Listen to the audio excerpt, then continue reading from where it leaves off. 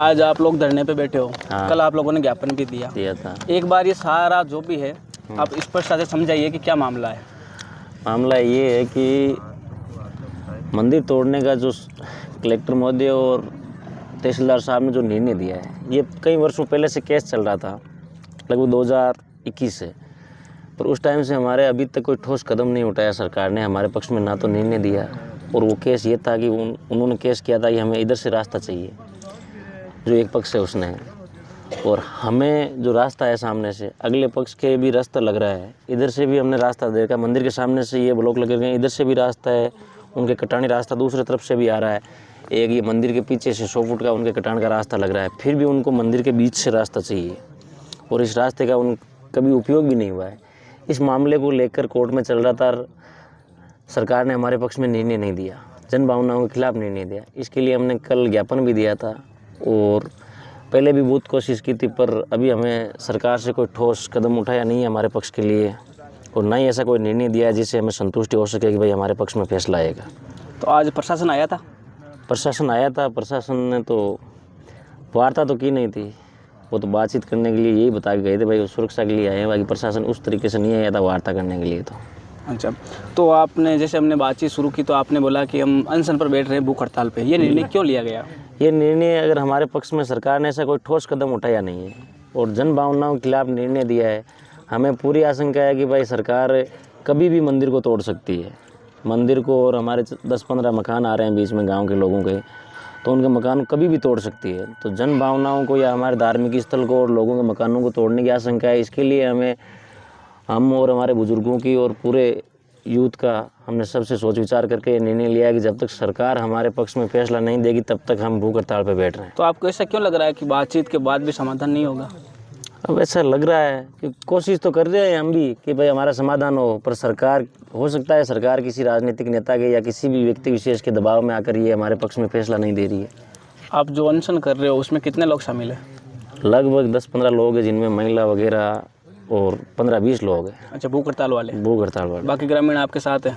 हाँ बिल्कुल, मात्र गांव में से 5 आदमी ही उनके पक्ष में है, बाकी पूरे गांव की आबादी के 5 आदमी उनके पक्ष में है, मात्र गिनती के, बाकी पूरा गांव है जो इस फैसले के खिलाफ है कि भाई ये मंदिर तोड़ना नहीं चाहिए।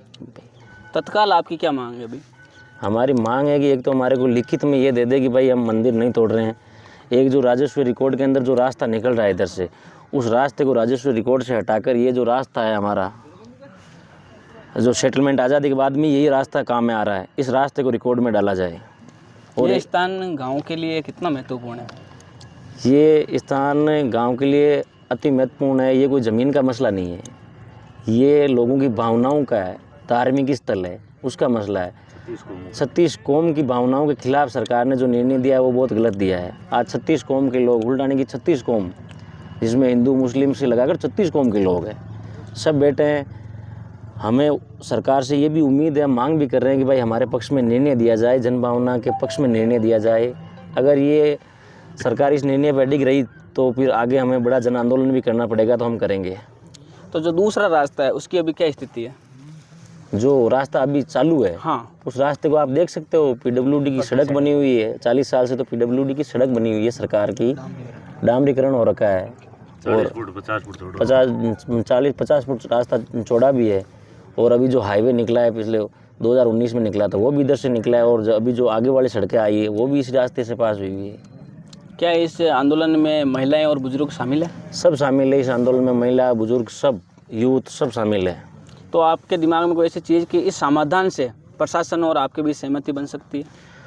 हमें तो यही प्रशासन से उम्मीद है पूरी कि भाई हमारी सहमति बनाई जाए। प्रशासन से हम मांग कर रहे हैं कि भाई हमारे पास आए, ऐसा कोई ठोस कदम उठाए जिससे ग्रामीण जनों और प्रशासन के बीच में ठोस वार्ता और हमारे को लिखित में जवाब दे जाए कि भाई हम इतने दिन के अंदर आपका समाधान निकाल देंगे। तो उसके बाद में हम ये विचार कर सकते हैं कि भाई हम अनशन तोड़ें या फिर जो ग्रामीण धरना उठाए। ऐसी अगर वो सरकार लिखित में देकर जाए, उच्च अधिकारी, सक्षम अधिकारी हमारे को लिख के दे जाए। हम छोटे भाई पहले छोटे अधिकारी से वार्ता की थी, तो उन्होंने तो हमारे को कोई ज्ञापन भी दिया था पर कोई ठोस कदम नहीं उठाया था। हम चाहते हैं कि सक्षम अधिकारी आए और वो आकर हमसे वार्ता करें, और लिखित में अगर देकर जाएंगे तो ही हम बात करेंगे, नहीं तो फिर इस आंदोलन को बड़ा रूप देंगे और जन आंदोलन करेंगे। वो हम सरकार को आपके मीडिया के माध्यम से ही बताना चाहते हैं कि भाई अगर हमारी भावनाओं के खिलाफ अगर आपने निर्णय दिया है इसको अगर आप हमारे पक्ष में वापस पुनर्विचार कर कर हमारी जन भावनाओं के पक्ष में निर्णय देते हो तो ठीक है, नहीं तो फिर आगे का जो होगा वो आपको देखना पड़ेगा, क्योंकि यहाँ पर कोई जनहानि भी हो सकती है, क्योंकि मंदिर आस्था का केंद्र है और 15 मकान टूट रहे हैं बीच में। तो फिर इतना तोड़कर ये रास्ते से इतना कोई आवागमन होगा वो प्रभावित भी नहीं होगा। ये गांव के बाहर का रास्ता है और आज़ादी के बाद में इसको किसी ने देखा ही नहीं है। गांव के 90-95 साल के जो बुजुर्ग है वो भी बता रहे हैं कि भाई इस रास्ते से कभी आवागमन हमने देखा ही नहीं है, हमारी पीढ़ियों ने ही नहीं देखा है। वो तो ठीक है उस टाइम किस वजह से हुआ था और क्या हुआ था उस चीज़ का हम अभी नहीं जिक्र नहीं कर रहे हैं, पर जन भावनाओं के खिलाफ जो निर्णय लिया गया अगर सरकार उसको बदलती है और जन भावना के पक्ष में निर्णय देती है तो ठीक है, नहीं तो फिर आगे का 2 दिन बाद में हम जो इस आंदोलन को बड़ा रूप देंगे, बड़े राजनेताओं का भी सहारा लेंगे और आस पड़ोस के जो लोग हैं उनका सहारा लेकर, बड़े लोगों का सहारा लेकर और फिर हम सड़क पर भी उतरेंगे।